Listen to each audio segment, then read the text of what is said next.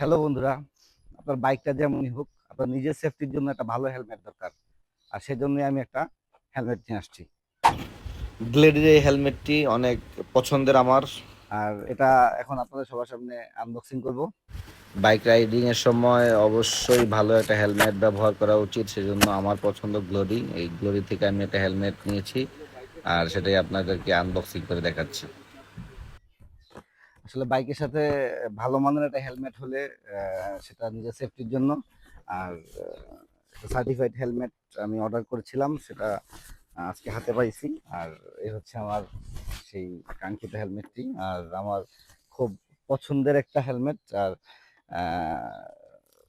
হেলমেটটা আমি আপনাদেরকে পরে দেখাই।